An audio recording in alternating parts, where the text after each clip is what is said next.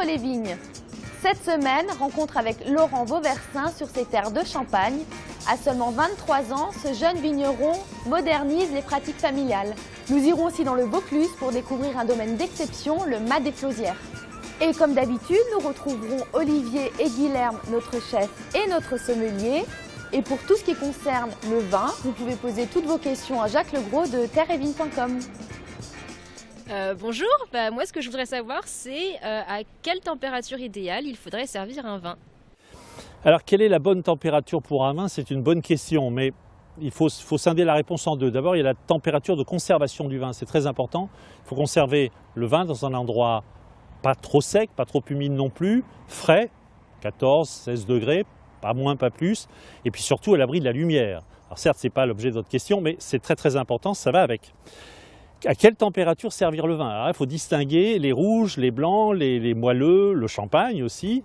Pour les rouges, c'est ce qu'il y a de plus compliqué. Un rouge, vous savez, avant on avait une expression, on croyait que les rouges, notamment les grands crus, il fallait les chambrer. Alors c'est vrai, c'est une expression qui avait tout son sens.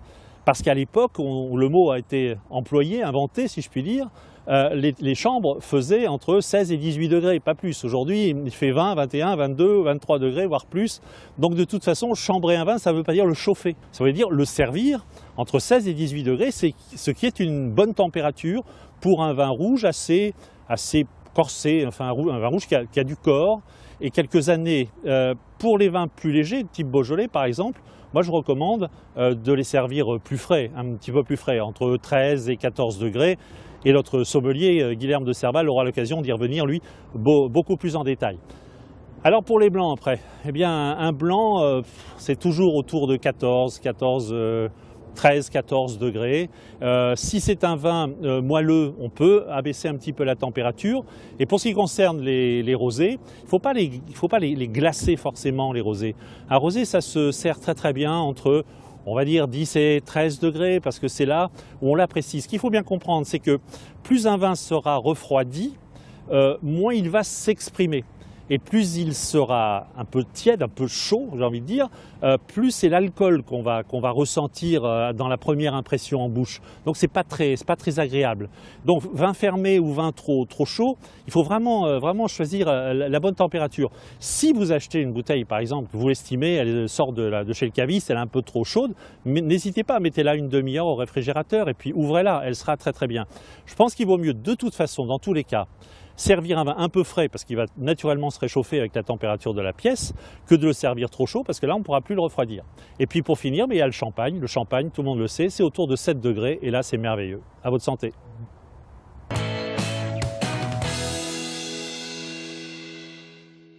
Laurent Vauversin a seulement 23 ans, mais il sait déjà exactement ce qu'il veut pour son domaine familial de Champagne. Création d'un chai, conversion bio, coup de jeune à l'identité de la marque. Depuis son arrivée au domaine, beaucoup de choses ont changé. Don't look back to what I've done before. I do regret. Moi, depuis tout petit, je sais que je veux être vigneron, donc voilà, quand j'ai fini mes études, j'ai eu le choix là soit de continuer à travailler un petit peu ailleurs, ou revenir sur l'exploitation, et puis ça s'est fait à un moment où mon père avait besoin d'un petit surplus de main d'œuvre, donc voilà, j'ai décidé de m'installer assez rapidement.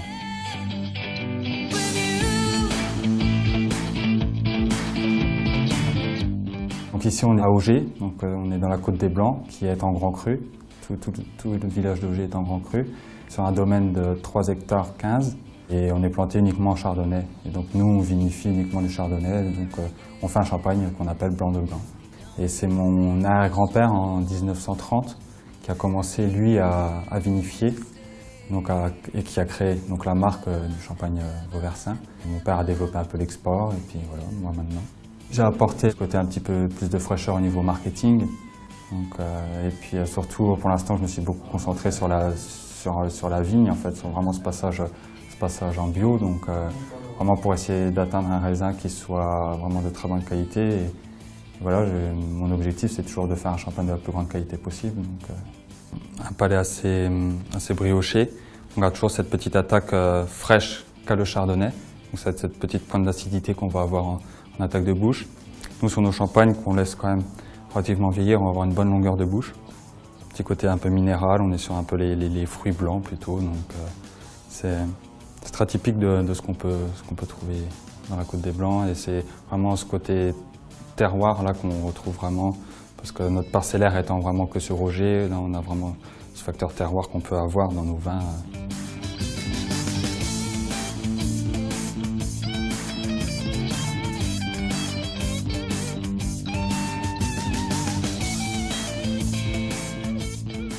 Ma partie marketing que j'ai voulu un peu renouveler en fait, donc on est passé d'une étiquette qui était plutôt très classique à quelque chose forcément plus moderne, d'une étiquette qui va être verticale. Donc là ça me permet de toucher plus, développer en fait mon marché sur les cavistes. Donc c'est vrai que c'est une étiquette qui attire un petit peu plus le client quand on est vendu sur une étale. Ça m'a permis surtout aussi de mettre une contre-étiquette qui est maintenant, je pense, indispensable dans le milieu viticole pour pouvoir dire 2 mots au moins sur ce que le client va boire en fait. C'est d'expliquer au mieux pour les clients nos pratiques et notre vin, et voilà, c'est tout notre métier.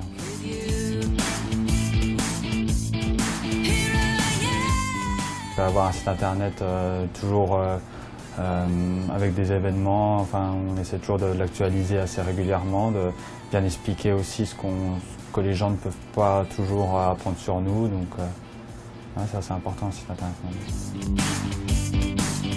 Je suis né ici, c'est les vignes de la famille. La principale amélioration que j'ai faite sur mon vignoble, c'est une conversion en viticulture biologique. Donc ça induit de ne plus utiliser de produits de synthèse, que ce soit herbicides ou que ce soit des fongicides ou protection insecticides.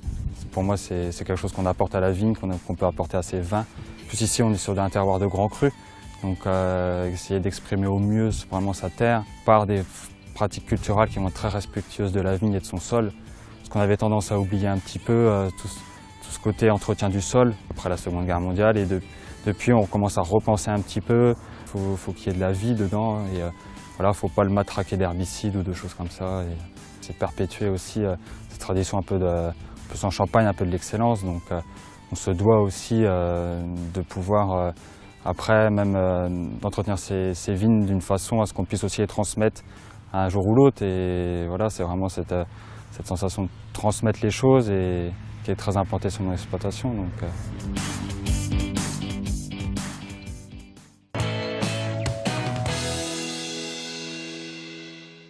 Salut Guilherme. Bonjour Laetitia. Alors aujourd'hui, tu vas nous parler de carafage. Exactement. Alors ça sert à quoi le carafage? Alors le carafage, en fait, on va essayer d'apporter un peu d'oxygène, oxygéner le vin pour développer ses arômes et du coup être meilleur.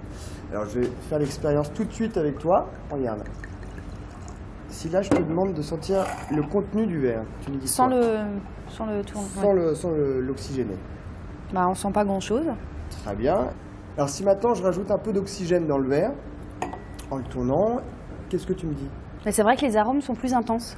Exactement. Donc ça met le vin, si tu veux, dans de meilleures conditions et une meilleure buvabilité. Donc maintenant on va passer à la pratique.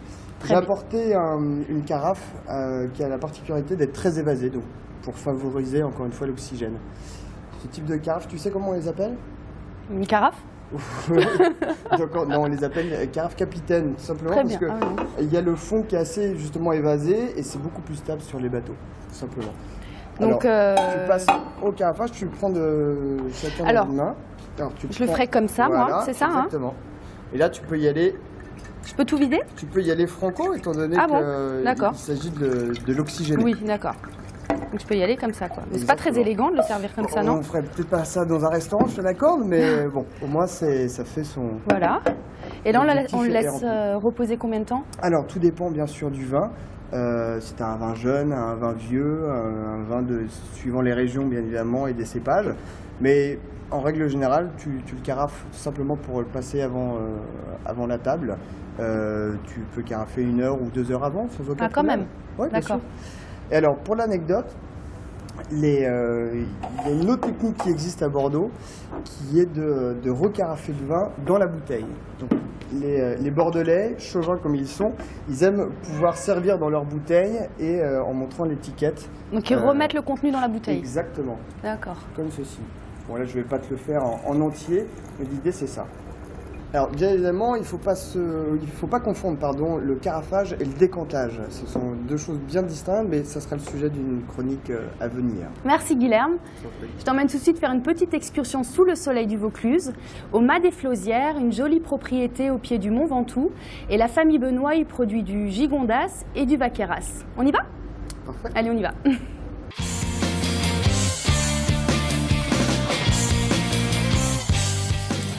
Le Mas des Flausières est situé sur Antrochot, donc petit village entre Vaison et Malaucène, au pied du Mont Ventoux.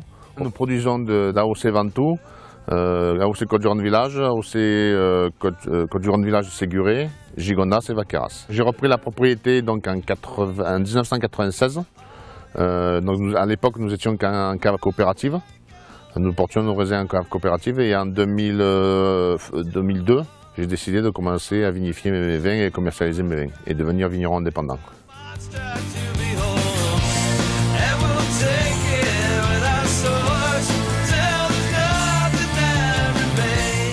C'est une région très fréquentée par les touristes, les Belges, les Hollandais, les Allemands, les Français. Il y a des Suisses, donc nous avons vraiment une forte population l'été de touristes, de vacanciers. Donc automatiquement, la fréquentation des caveaux, c'est vrai que l'été il fait très chaud, donc souvent ils viennent se mettre au frais et en profiter pour déguster les vins. Le fait aussi de faire des salons, ça permet de faire connaître. Après, les gens ils viennent, un salon, j'ai rencontré tel domaine, il n'est pas loin de là, on va aller le visiter, etc. Donc c'est vrai que ça porte ses fruits et on a une très belle fréquentation du caveau l'été. J'ai beaucoup de clients, on est content de se revoir, on discute de ce qui s'est passé dans l'année, je parle un peu de ce qui s'est passé nous au niveau de la cave, des commercialisations, ils me questionnent, donc il y a vraiment une relation intéressante entre le client et le vigneron. Je suis en agriculture raisonnée, donc on observe pour mieux raisonner les traitements. Chaque traitement est spécifié, pourquoi je traite, pourquoi je mets de l'engrais, tous les travaux sont vraiment spécifiés, sont justifiés. C'est comme si j'étais en agriculture bio, parce que bon, par exemple cette année j'ai fait que des cuivres et des soufres comme en agriculture bio, mais je ne suis pas marchand de label, donc je suis pas. Moi j'ai une philosophie de travail du sol, d'essayer de respecter l'environnement. J'ai pas envie de m'embêter avec des labels, je le fais parce que j'y crois. Je vends pas un label bio, un label lutte raisonnée. Même en lutte raisonnée, j'ai aucun label, je fais, c'est ma conscience pour moi, quoi.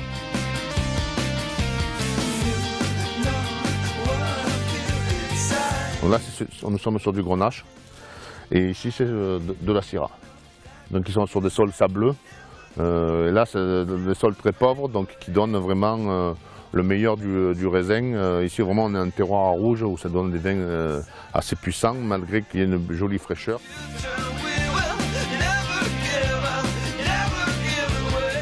Automatiquement, chaque vigneron apporte de sa personnalité au vin, c'est logique.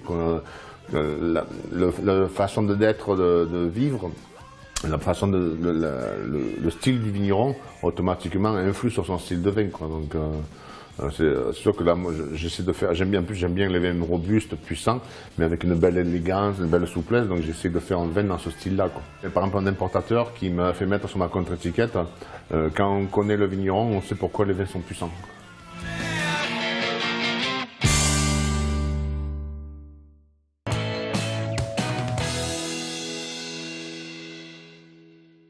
Tiens Olivier, regarde ce que je t'ai trouvé, une bouteille de Riesling d'Alsace, de ma région. D'accord. Donc qu'est-ce qu'on pourrait faire comme plat avec ce vin? Eh ben, en fait, on va faire un petit dessert parce que généralement dans les terroirs alsaciens, donc tout ce qui est Riesling, c'est des vins où il y a une belle acidité. Et donc on va contrebalancer ça avec une tatin où on va faire un petit caramel, donc quelque chose d'assez sucré, et contrebalancer sucre et acidité pour justement que ce soit un bon accord. Allez, on y va, c'est parti. Allez. Donc pour ça, pour une tatin tout simplement, donc moi j'ai choisi une pâte feuilletée parce que je trouve que c'est plus agréable que la pâte brisée, parce que ça va gonfler un petit peu, ça va donner un peu plus d'épaisseur on va dire. Donc des pommes golden, un œuf, du sucre, une petite gousse de vanille, un petit peu de rhum et une pâte feuilletée, donc achetée dans le commerce tout simplement, qu'on va juste un petit peu tourer. J'adorais faire ça quand j'étais petite. Allez, je te laisse la moitié. Allez. Et puis pendant ce temps, moi je vais attaquer.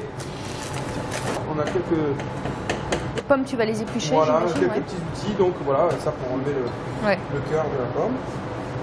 C'est vrai que c'est pratique, ça, j'en ai un aussi. C'est quand même pas mal. Ouais. Ah voilà.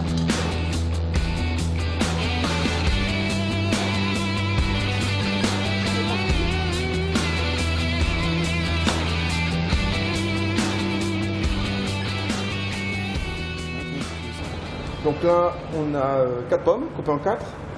1, 2, 3, 4. Oui.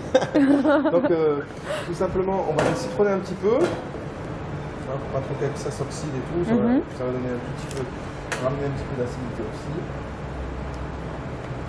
Donc là, on va disposer nos pommes bien en... Tu vois, alors là, on fait bien le tour. Ça va comme ça? Ah ouais. Voilà, tout dans le même sens, voilà, on va faire comme ça. Bien comme ça, voilà. Après donc, beurre. Autant de beurre. Ouais, je pense qu'on pourra même en rajouter un petit peu. Et sucre. Bah, c'est pas régime tout ça. Hein. Pas du tout. D'accord. Donc là. Waouh. Ça te baigne dans le beurre. Ouais, mais beurre, ouais, ça va nous faire un bon caramel, ça. Bien sucré. Petite astuce, donc c'est que on va les cuisiner un peu d'une face. On va faire l'autre face. Oui. Après, on va les mettre sur la tête parce que le truc, c'est que quand on va couvrir avec la pâte, donc on va retourner la tarte tatin et qu'on ait que la face, celle-ci, pour que ce soit assez jolie. Donc voilà, pour ça qu'on les coupe en 4, les deux interfaces et puis l'arrondi en dernier. Bon, ça sent bon en tout cas. Hein. Donc vanille, on va délayer un petit peu dans la sauce. Ah, c'est ça qui donne la couleur en fait. Voilà. Donc là, le but, c'est de juste la tourner pour colorer cette face. Donc 2-3 minutes et après on mettra sur la dernière face. Donc là, 5-10 minutes de cuisson, on a fait le caramel, on a donc sucre, beurre, pomme, on a rajouté un petit peu d'alcool avec la vanille. Et puis là, donc on met sur la face ronde. Une fois qu'on l'a mis sur la face ronde, pour que, en fait, on va colorer la face ronde qui va se retrouver au visuel quand on va retourner la tarte. Pour que ce soit bien homogène, que ce soit quelque chose d'assez joli. Donc là, on va sortir du feu. On va les disposer sur... Et puis on va couvrir avec la pâte feuilletée. D'accord. Et après on va envoyer en cuisson. Allez. Donc là on va simplement retourner la pâte feuilletée. Ah, c'est comme ça. Tout simplement. D'accord. Et après le truc c'est de un peu rentrer à l'intérieur. Juste un peu pour bien que ce soit hermétique. On va juste un peu dorer un petit peu pour que ça soit plus joli.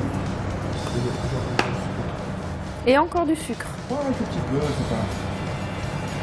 C'est un dessert, pas généreux en sucre. 180 degrés, pendant 10 minutes, un quart d'heure. Voilà. Donc, alors, qu'est-ce que ça donne? ça dit que c'est doré à souhait. Oh. Alors, attention, hein, interdit de toucher ce qu'on est carré. Donc le truc, c'est qu'il faut la laisser refroidir 5 à 10 minutes avant de la tourner. Pour que le caramel raccroche à la pomme et qu'il ne soit pas trop dur parce que sinon ça ne tourne pas et pas trop liquide pour que ça coule de partout. Donc on laisse 5-10 minutes comme ça et après on la tournera. Et voilà le travail.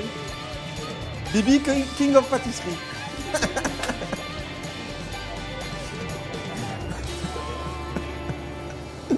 Alors Olivier, toi qui es maître de chef, j'ai une petite question à te poser. En fait, j'ai entendu parler d'une étude. Il paraît qu'on dégusterait du chardonnay en écoutant Blondie, du merlot en écoutant Otis Redding et du cabernet sur le son de la guitare de Jimi Hendrix. T'en penses quoi? Alors j'avais déjà entendu que les vins se goûtaient plus ou moins bien en fonction du temps, de la pluie, du soleil, de la pression, mais avec la musique je ne savais pas, donc il faudrait que j'essaye tout ça. C'est vrai que c'est assez étonnant. Alors je vais te proposer quelque chose d'un peu plus classique. Nous partons tout de suite dans les Côtes de Bourg où Jean-Claude Calon propose une balade musicale et originale dans le vignoble.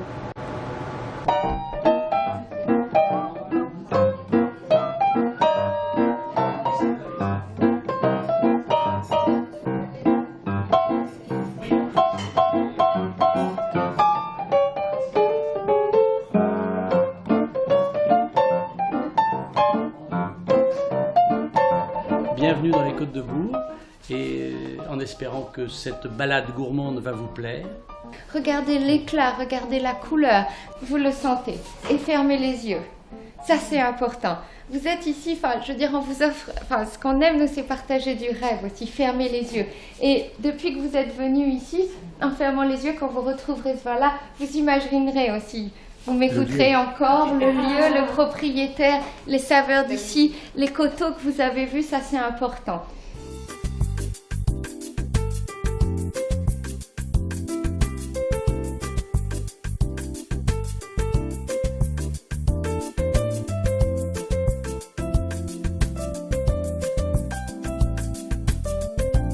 Au départ, bon, je ne suis pas du tout dans le vin, mais passionné de vin. Donc on m'a propulsé président de Vinopole et de Vinobourg et il fallait faire, on est chargé de faire de l'énotourisme.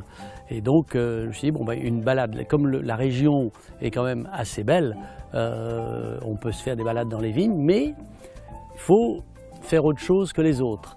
Et disons qu'on part donc on a 3 châteaux, hein, on part d'un château, on prend l'apéro et l'entrée, avec la musique bien évidemment, parce que ça c'est très important, c'est ce qui épate les gens. Là il y a un piano qui se déplace avec le pianiste et on le retrouve à chaque fois. Et bon, il y a la dégustation bien évidemment. La suite, dans le deuxième, on prend le plat, hein, principal, et dans le troisième on prend le dessert, le fromage et le dessert. Ça nous semble intéressant et les gens enfin, qui viennent ici sont ravis.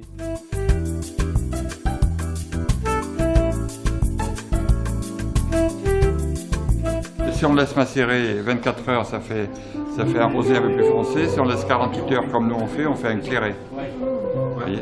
Et si vous le laissez 8-10 jours, c'est un rouge après. C'est un vin rouge après. Alors notre démarche touristique, elle date de 2004, donc j'ai repris la propriété familiale en 1998 et très rapidement, tout en gardant cette dimension artisanale, on a souhaité se diversifier et on a opté pour faire de l'enotourisme. Donc on a pris contact avec Gîtes de France, on a aujourd'hui 4 chambres d'hôtes, on a développé un gîte, on fait aussi de l'accueil de camping-car et on travaille en relation avec l'Office de tourisme de Bordeaux, de Bourg et de Blaye. Voilà. Les côtes de Bourg entrent dans un cadre déjà qui est sympathique, qui est agréable, qui est essentiellement artisanal, avec des vins qui sont plutôt typés de caractère, dirais-je. Et je pense que pendant un temps, les Bordeaux étaient des vins peut-être difficilement pénétrables par le tout public.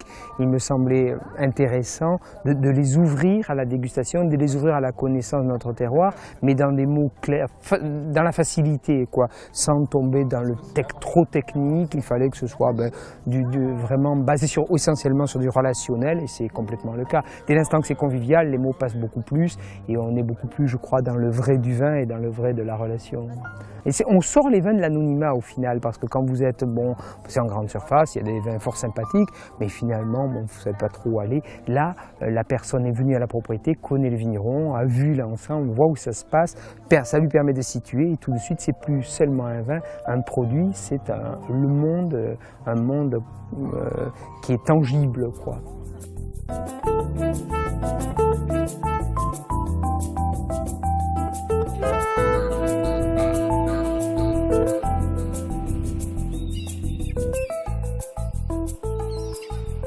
Oui, ça a un petit côté ludique en même temps. Les gens découvrent la viticulture, les viticulteurs, et puis ils dégustent les vins. Bon, bien évidemment, alors les Côtes de Bourg sont un peu connues. On dit oui, Côtes de Bourg, mais les gens ne savent même pas où ça se trouve. Donc c'est l'idée de les faire venir un tout petit peu voir leurs vignerons, parce qu'il y en a qui ont des vignerons attitrés, ce qui est bien, mais ils ne savent même pas où ils vivent, ils ne savent même pas comment est le terroir, quel est l'environnement, et donc ça c'est un des concepts qui fait partie de Vinobourg.